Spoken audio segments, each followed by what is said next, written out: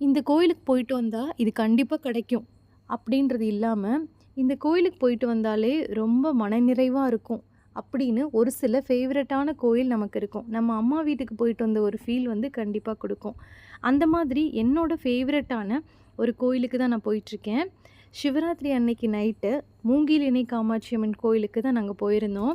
கோயிலுக்கு போற வழியிலேயே ஒரு கருப்பராயன் கோயில் இருக்கு. அங்க போயிட்டு, கருப்பராயனும் பார்த்துட்டு கோயிலுக்கு போனோம். நாங்க கோயிலுக்கு போறப்பயே நைட்டு 12:00 கிட்ட ஆயிடுச்சு.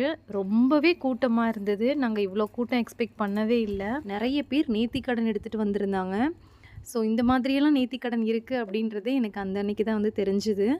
கிட்டத்தட்ட 2 ஹவர்ஸ் ஆச்சு. நாங்க லைன்ல ஃபுல்லா கம்ப்ளீட் ஆகி சாமிய பார்த்துட்டு வெளிய வரதுக்கு. ஸோ உங்களுக்கும் இதே மாதிரி ரொம்ப மனசுக்கு பிடிச்ச ஒரு கோயில் இருக்கும். சின்ன கோயிலா இருந்தாலும் மனநிறைவான ஒரு கோயிலா இருக்கும்.